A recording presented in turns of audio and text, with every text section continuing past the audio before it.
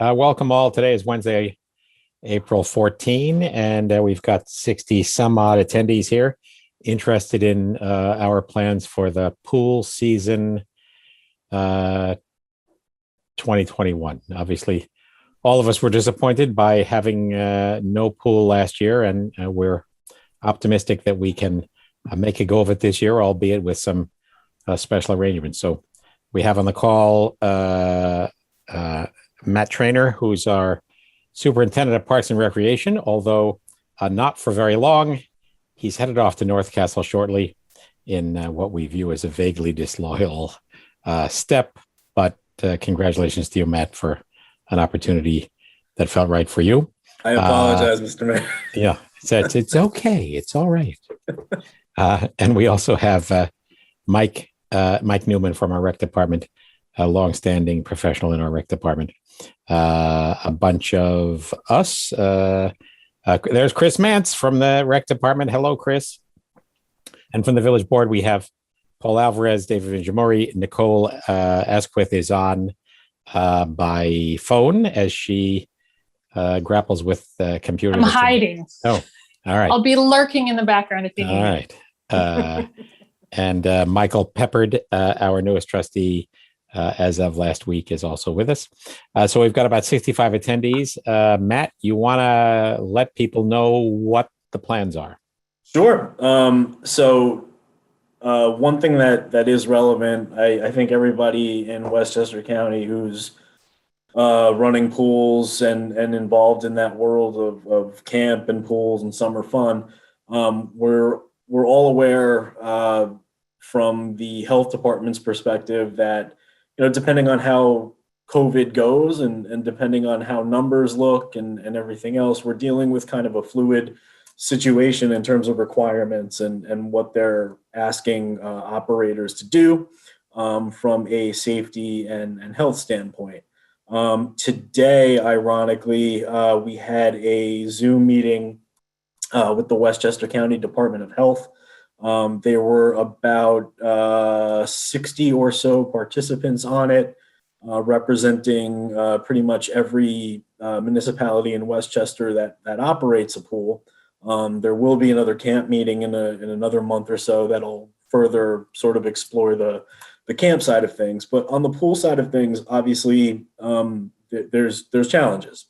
Anyone who joined a pool as an alternative to the village pool last year had seen and observed the cleaning protocols, the necessity to wear your mask, essentially whenever you're outside of your immediate spot and area, as well as restrictions on things like clubs and pools providing chairs or allowing limited locker room and bathroom access. So all of that is a part of our plan for the upcoming summer.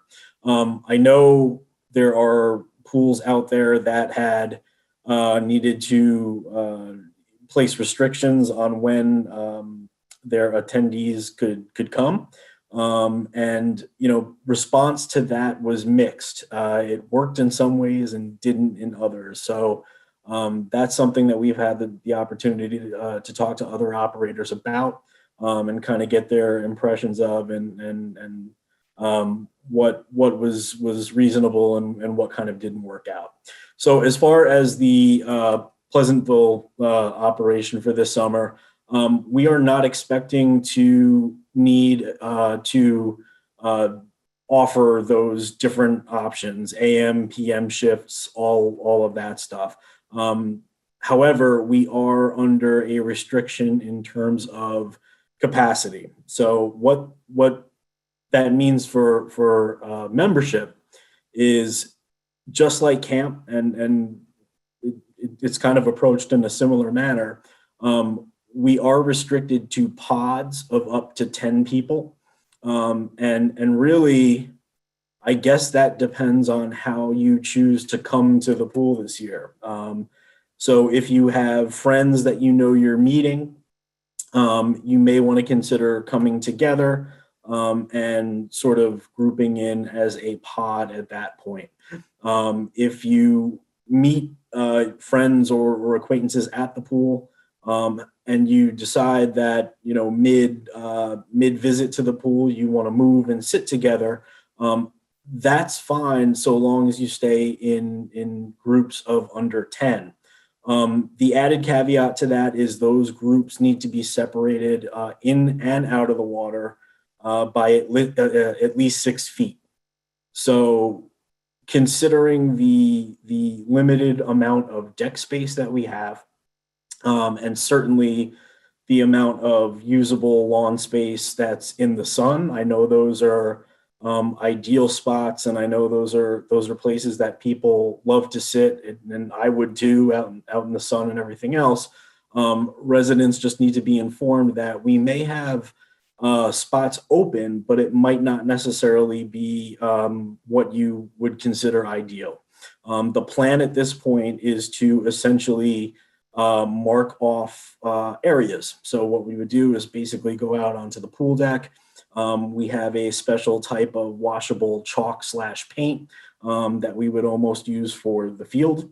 And we would actually paint the spots on the ground where residents could reasonably sit. And we've done overhead grid views, Mr. Mayor, similar to, I think I showed you in 2020 or so, when we were talking about the pool then. We did something similar. And really what it boils down to are sections of about 10 by 10 feet. Ultimately, you have to treat each spot similarly to the other. Now, of course, not everyone's going to come with 4 to 5 people. Not everybody's going to come to 10 people. But if you do the exercise at home and you kind of measure out what 6 feet looks like and all of that, and that's an exercise that we did both at the office and on the pool deck. 6 feet is tiny, and certainly for a family of 4, that's not a huge area, which is why we chose to go with a 10 by 10 slot. Essentially, we are proposing to make no changes to the fees. The fees would be the same. You would also have no restriction in terms of when you could come. The only caveat to that is if all of the slots on the pool deck that we've mapped out are full, it's simply going to be a first come, first serve scenario where if you're willing to wait for a little while, we'd gladly have you wait outside, socially distanced with your masks, and then we can call you once you come inside. So that's really the simplest, and from the input of other municipalities who had done it differently, probably the easiest way. What they ran into were individuals signing up for one slot and then not showing up. And then you have the issue of open slots that aren't being used. So really to maximize the pool space as much as possible, that's something we'd have to look into. Keeping in mind that the 6-foot rule also applies within the kiddie pool and the regular pool in the water. So think about it this way: a dad and mom with their child playing in the pool, fine, but you need to stay 6 feet away from that other pod. So just conceptualize what that may look like in the kiddie pool. Certainly, it would be restricted. Anybody who's seen our kiddie pool or any other kiddie pool at any given time, you know how tight that could potentially get. We're also looking at the potential of needing to shut down the playground while this is going on, not only to maximize the space that we have for residents that can come and sit and enjoy the pool, but also, again, think about a playground. Kids want to play together. They want to run around. They still need to be separated by 6 feet. When you are in the pods, so when you are in your location that's assigned, you do not have to wear your mask. So if you're sitting down, you're with your family, you are with your kids watching them from the pool, you do not have to wear your mask. The second you leave the area that you are sitting in, however, you do need to put your mask on, and that's literally going up to the edge of the pool, sitting down, taking the mask off, getting in the water, doing your swim, and then as you get out, you put your mask on. One thing that would be different this summer is chairs. We would not provide chairs because of the level of sanitization they require. However, as an alternative, you would be welcome to bring your own, obviously, because you could take it in and then take it out. Locker room access, because of distancing requirements, would be prohibited. You would, however, be able to use the bathrooms, and we would be sanitizing pretty much on a regular basis with either a lifeguard in the rotation, who would do that, a parks personnel or someone along those lines that would do that. Entry and exit would also be a bit different. We would need a single point of entry into the pool facility, which would be the breezeway, and then a single point of exit, which would likely be outside near the snack bar, so that patrons can exit right into the parking lot. So that would be another little bit of difference. Like you've seen at your local grocery stores and Costco or whatever else, you will notice that we will likely have to be putting down those markers on the ground in some way, shape, or form. They might be with the same type of paint and all of that, and that would indicate the 6 foot distancing that you would need to keep, and that's going to be especially relevant on things like the bathroom line or for the snack bar. So that's pretty much the overall picture background. Mike or Chris, do you have anything to add to that? Anything that you that I might have missed? Okay.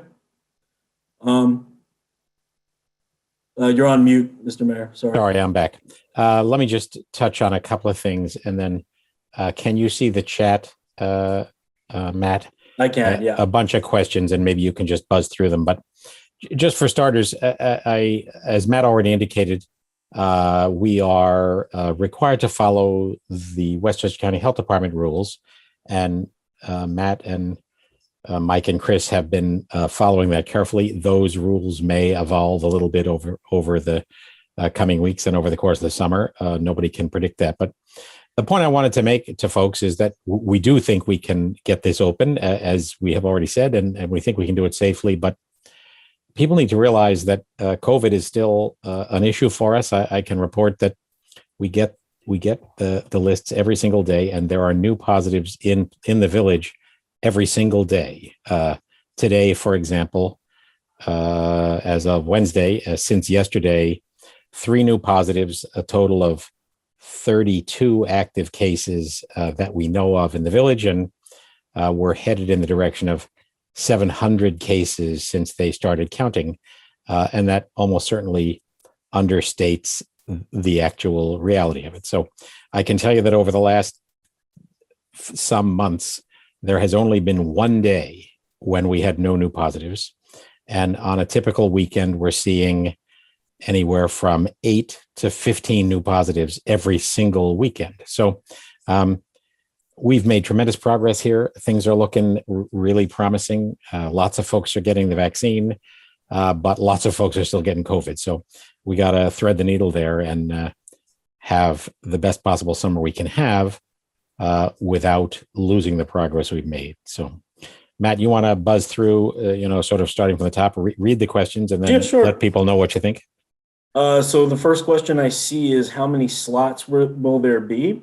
At this point in time, it looks like we can get about 30 or so onto the deck space and surrounding area at any given time. That's not an exact number. That's based on, again, us kind of doing some analysis on a topo of Nanahagan and kind of splitting things out. So about 30, but that could go up a little bit, could go down a little bit. One thing that we need to keep in mind is that, there are many areas that I know people like to sit at up against fences in between the kiddie pool and the main pool. That's not going to be feasible this year, simply due to proximity. It's a walkway, it's a space, and we also need to make sure that folks are keeping that 6 foot distance. Next question, if somebody just wants to do laps, they won't need a 10 by 10 spot. They would not be assigned a slot, correct? I don't think it's practical to approach things that way.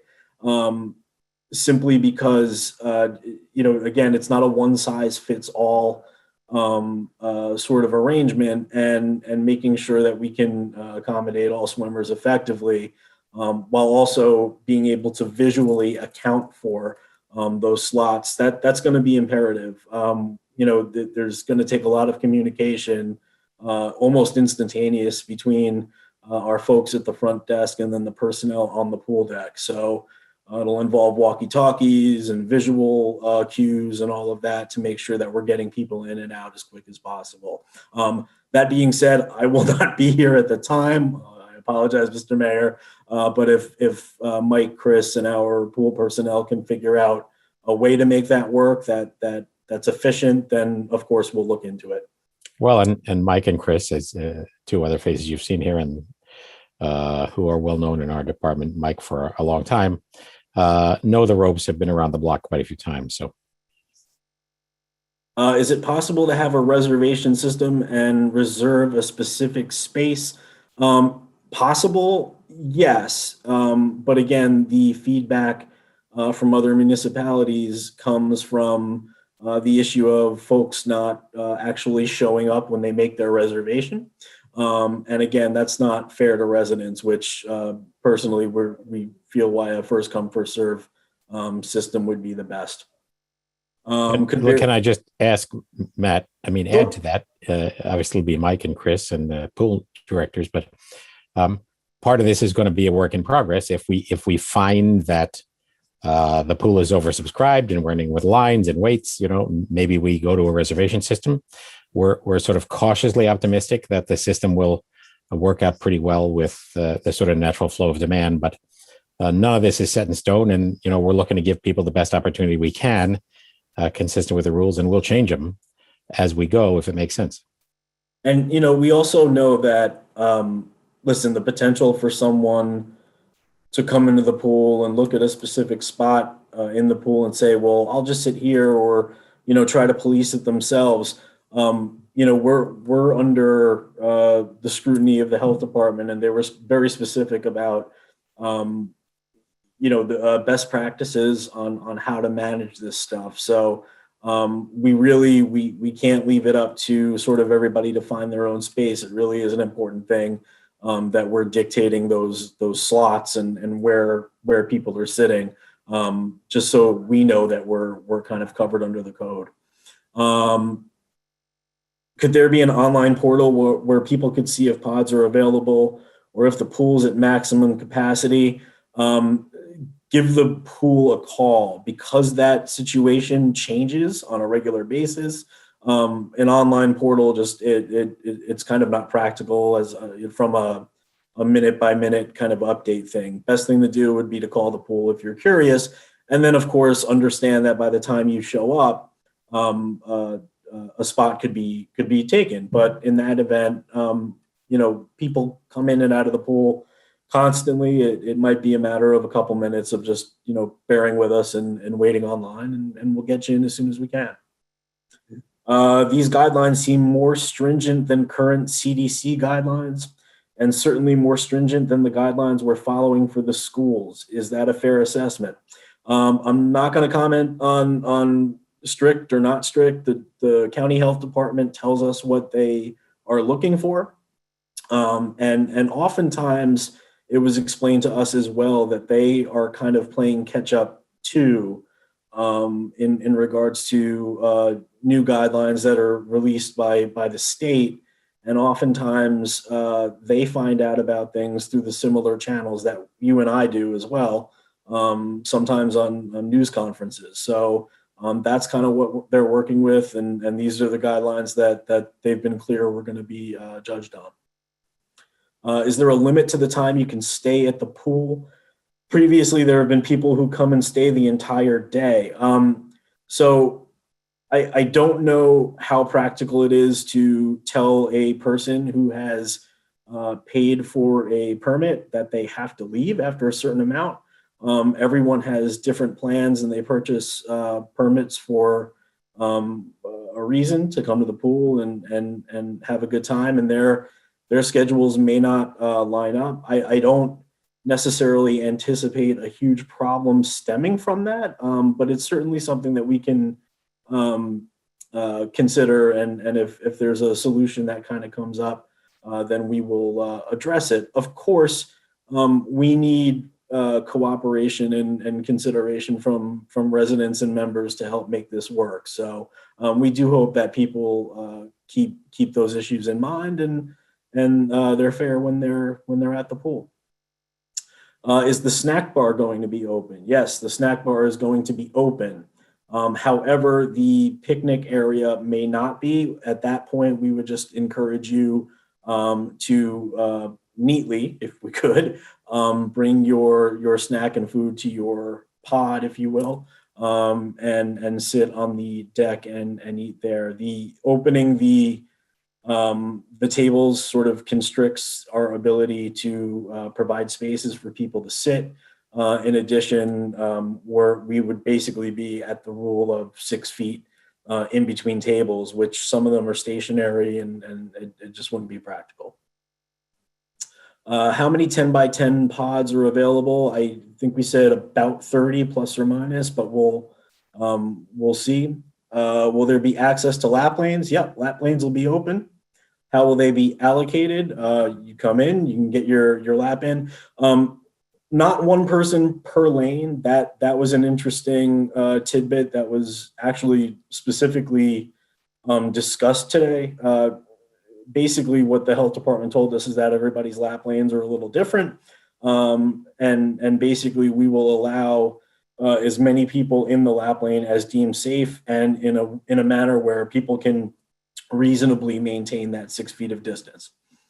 And I think an important part of that is just lap swimmers being grouped with similar speeds, so that distance can be consistent and maintained.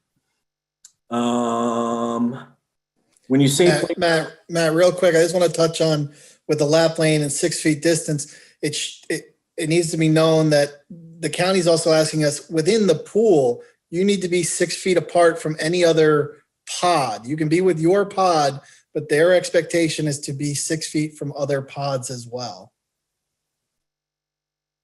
And especially with kids, right? We know that that's going to be a hard thing. You haven't seen your friends in a while. You've been dealing with COVID, and now you see your friend in the summer at the pool.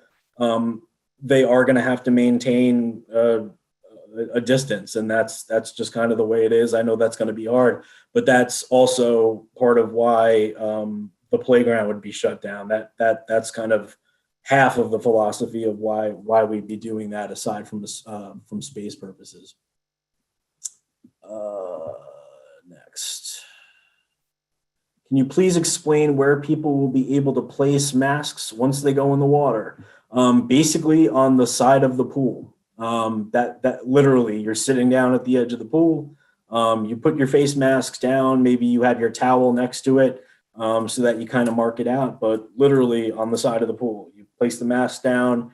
You get in the water, you swim, and then as you're getting out, you put it back on to get back to your sitting space. I know that might seem a little absurd to some people, but that is quite literally what they are asking us to do. Matt, there was one, sorry to overspeak. There was one question just above that one about clarification on which playground we were discussing. Yeah, the one in the kiddie pool or the one above it. So it's the one in the kiddie pool. So that specifically. However, just again, in any playground in town that we're talking about, the social distancing is still important. The masks are still important. So that's we're just like in camp, right? We're still maintaining the pod scenario, and a playground that can typically accommodate 100 to 150 children is now limited to 15. So that's kind of where we're at. Yes, the concession is open or will be open. Will there be a swim team this year? That has yet to be seen. The Westchester County Swim Conference, literally within the past day or two, I believe, just announced that they were going to, in fact, operate in some capacity. We're not exactly sure what that looks like. What I will say is that currently the swim team does need a new coach, and those are not easy to come by. So if anybody out there knows somebody who, again, beginner, intermediate, or advanced in their coaching career who might want a shot at starting, make sure you guys contact Mike or Chris over at the rec department, and we'll get the conversation started. Will you be able to join an existing pod if there are not yet 10 people, and the people in the pod are your friends and are willing to accept you into the pod? Or do all individuals in the pod need to arrive together in a planned way?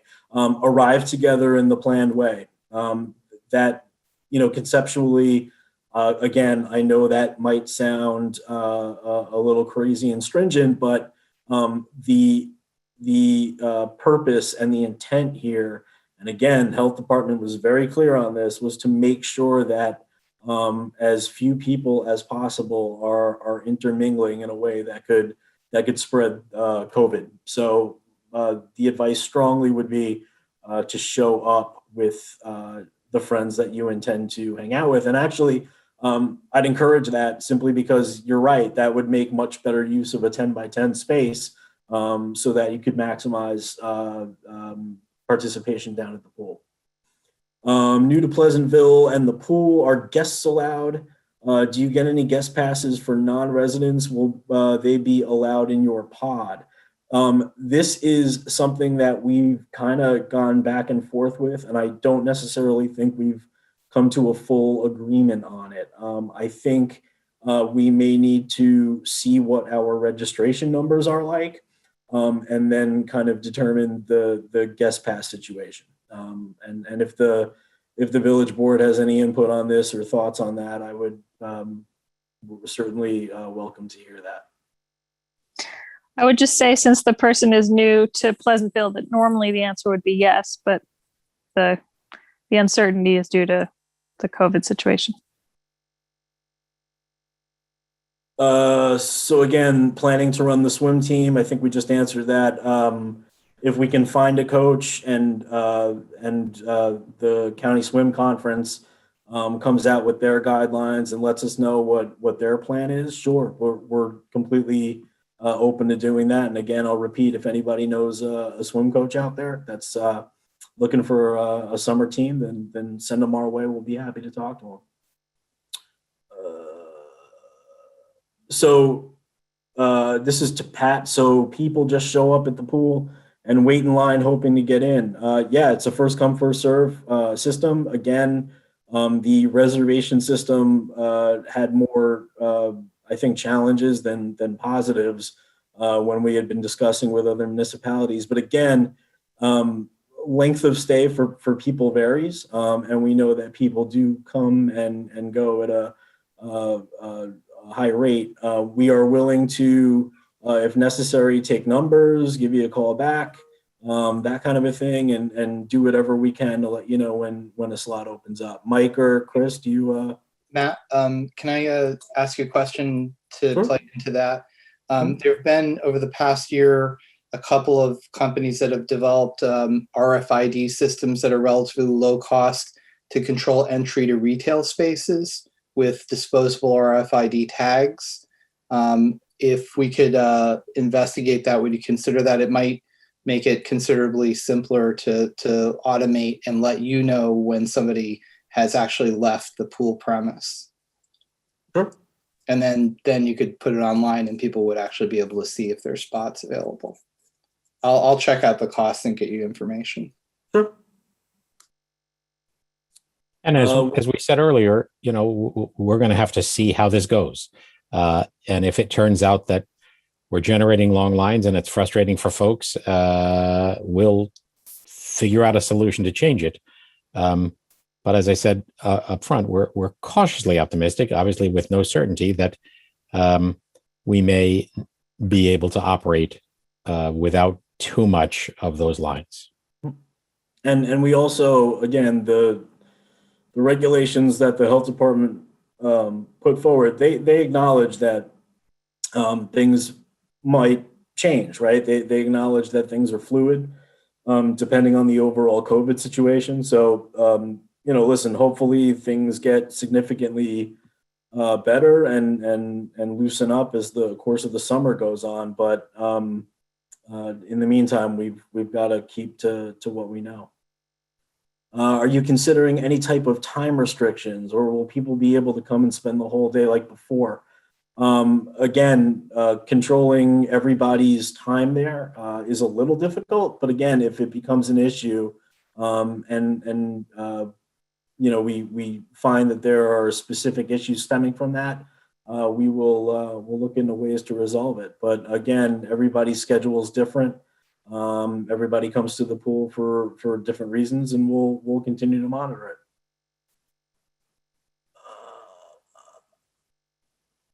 So some of the questions that are coming up, actually, many of them are repeats from before. So again, yes, you're waiting online for the most part if you come and you can't get in. So that's we're just asking for patience, and again, similar to a restaurant wait, if you will. Hopefully things move relatively quick.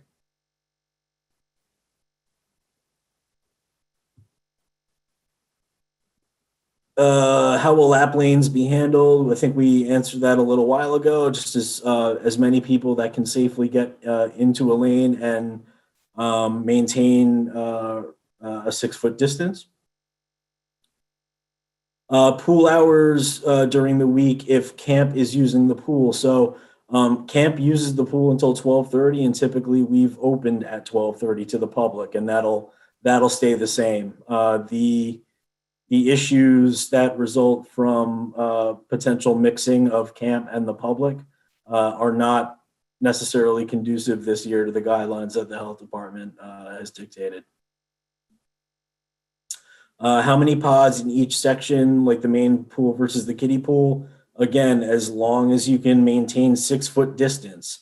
But if we see that 6-foot distances are not being maintained between pods, then lifeguards and pool personnel will enforce that. Can teenage kids just be dropped off as a group of 10 so parents don't have to use up the numbers allowed in? No, there's always an issue. We need somebody there supervising them, especially a group that large. Will lessons be offered?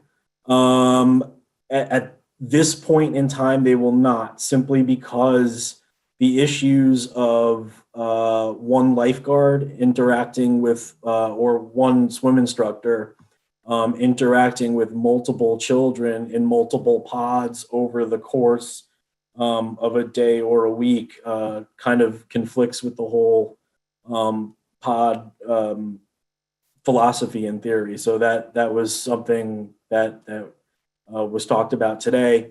The other thing is the lessons are going to take away from a normal point at the pool that just a regular swimmer could potentially be using. Again, think about the pool and where the convenient spots are to swim and to play, right? And typically those are in the shallow sections and near walls so that you can hold on. So it's going to take some managing, both on patrons and lifeguards' part to make sure that those distances are being maintained. Will there be early morning hours for lap swimming? Yes, that is the intent. Will we be allowed to run swim team even if the swim conference doesn't sanction a competitive season? Absolutely, and that's from Petra. Hi, Petra. Yes, we will be able to do that. And again, the form that competitive program takes will partially be based on who we might be able to find as a coach and all of that. Just a little bit of a tidbit on that. Keep in mind that any equipment used, so fins, floats, whatever it is that's shared or typically distributed by us to participants will need to be sanitized before and after each day. Will town camp have access to the pool? Yes, they will. 12:30 until 12:30 Monday through Friday. How much will a family pass be? I believe it's $400 for a family membership, and we're not changing. We're not planning on raising or anything else to the current fees. It'll be the same as they were in 2019. If your pod spot is not in the kiddie pool area, can you still go into the kiddie pool? Absolutely, yes, and vice versa. If you map out the grid lines and if you take a look almost from an overhead, the kiddie pool kind of has all the prime sitting spots, right? There's a lot of grass. It's lush, it's green, it's in the sun. So yes, if you get a pod in the kiddie pool area, you can go in the big pool. If you get a pod in the big pool area, absolutely, you can go into the kiddie pool, just so long as the 6-foot distance is maintained both in and out of the pool. When is registration being opened? Theoretically, within the next 2 weeks or so. That's been the timeline that we've discussed. Mike, Chris, any that's good? Good? All right. Has there been a decision about the morning swim? Yeah, our plan is to run early morning lap swim, absolutely. Can you repeat again what the total capacity is per day? Courtney, don't hold me to it, but it's about 30 pods available. Again, that's based on an estimated grid pattern that we kind of mapped out, but could go up a little, could go down, just with the caveat that people might have to be willing to sit in spots that they might not think of as ideal.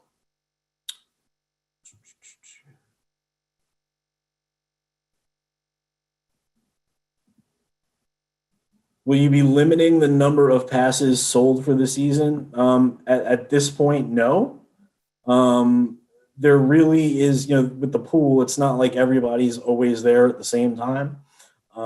So we never have found a reason to actually limit the amount of passes, simply because we haven't reached that point in terms of numbers where the pool felt sort of overwhelmed.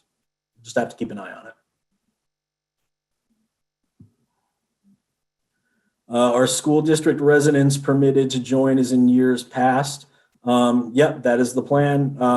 And really registration, just like in 2019, will be based on zip code. So 10570 will pay the quote unquote resident rate, and outside of 10570 will pay the higher rate. Mike, any comment on that? That's okay.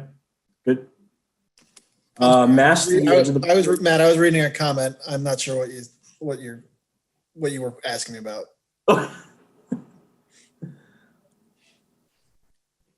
Mass to the edge of the pool sounds like a difficult thing to manage. That defeats the purpose of the mask. And another pool we visited last summer didn't need to do this. Kathleen, that's what we have to do. That's what we've been told by the health department. So it is doable. I actually personally was a member of Westwood last year. We did have to do it, and it did work. It's really just a matter of bearing with it and keeping an eye out for it. And there's a suggestion. Why don't you read the suggestion? That's the two comments down in the chat. Yeah, recommendation for mass management at poolside. Families bring Ziploc bags or Plautus container with their name on it. That's a great idea. That would work fantastically. If families wanted to bring Ziplocs, put your mask in plastic. It was a okay. What's Plautus? Any potential candidates to be the swim coach? No, not at the moment. So if you have anybody in your back pocket and you've got somebody that might be interested or qualified, have them contact Mike or Chris over at the rec department, and they'll get that conversation started for you. I think that's it, Mr. Mayor. That's All right. So I wanted to, well, we have this captive audience. I imagine most of these folks are aware of this, but we've had a citizens committee led by Troy Tassier. I think Troy may be on the call, working on thinking about plans for the new or renovated pool, and did a survey that got a very big response. And we're well along in the process. Thank you, Troy and Jim Kennedy and Suzanne Largy and Petro, a whole bunch of people involved. I think pretty soon going to commit to a pool consultant who will help us develop those plans. So that reflects the fact that the pool is old. It works. We have no expectation of any trouble. But if we want to have a pool in Pleasantville for the next 50 years, it's going to be a new pool, not this one. And so anyone who's interested in that should keep an eye out on that. There have been a couple of presentations that have been made, and they're up on pctv76.org. But stay tuned on that. It's an expensive but also exciting prospect. The other thing, Matt, or perhaps Chris or Mike, related but unrelated, I know lots of folks on this call are also interested in summer camp. Can you report how that went? We thought we might need a lottery because of potential limits on the spaces. Why don't you let everybody know where we stand on all of that? Yeah, sure. So the lottery, the registration window for the lottery ended last Friday. And since that point in time, each session, so session 1 and session 2, has about 140 children registered.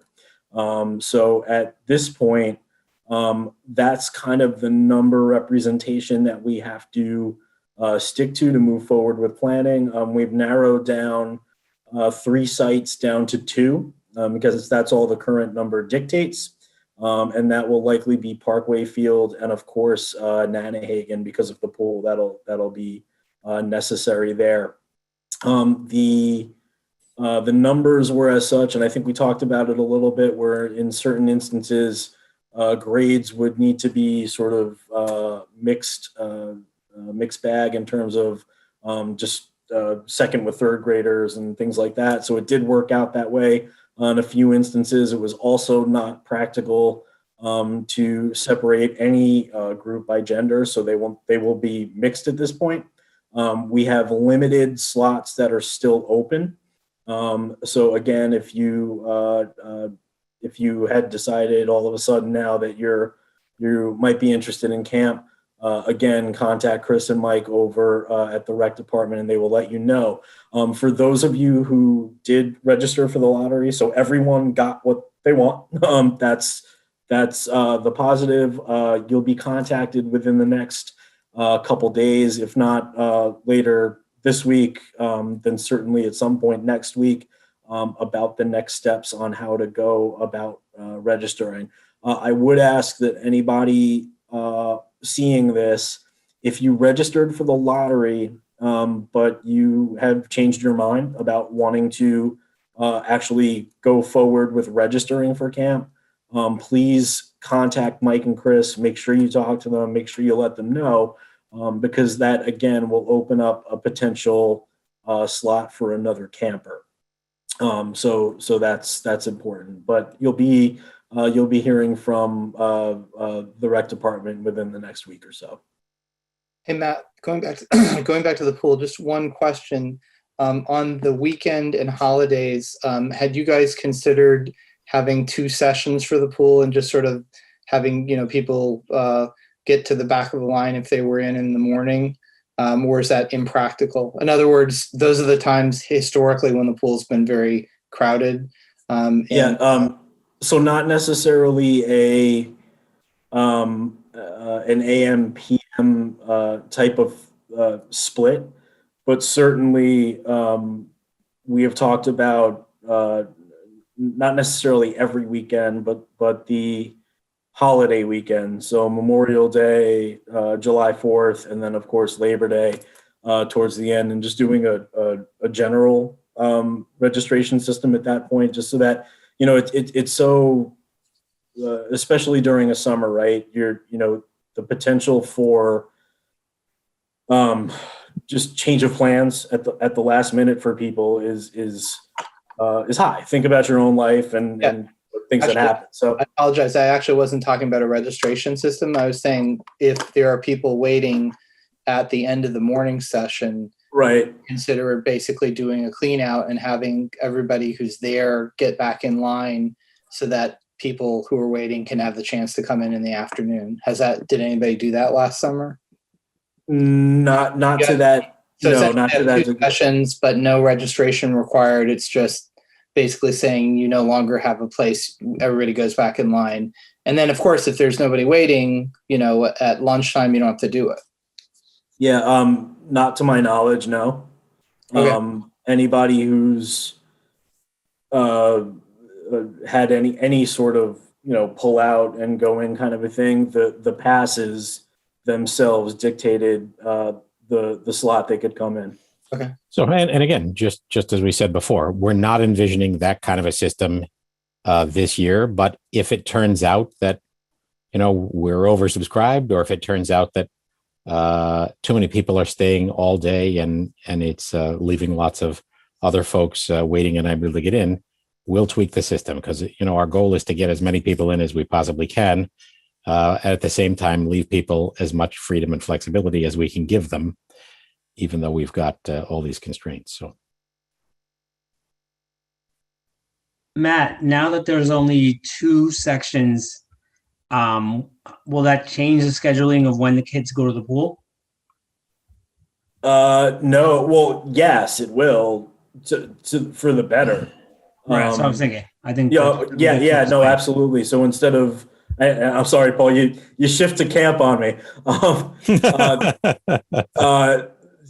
got to re-scramble my thoughts. So actually, yeah. So before they were campers were rotating conceptually between 3 locations, therefore swimming every 3rd day. So now it'll basically be every other day, which is to their benefit. The time doesn't change. Obviously, we're still operating at the pool from about 9 to 12:30, but the kids will conceptually get an extra day of swimming now per week. So yeah, that was definitely an added bonus. all right. I think we've covered most of the questions, and thank you for the folks in the chat who are thanking Matt, Mike, and Chris for all this work. As I mentioned, we wish Matt a fond farewell on Friday. That's his last day at the Village of Pleasantville, and Do you really, Mr. Mayor? heads over to North Castle. There will be no cake,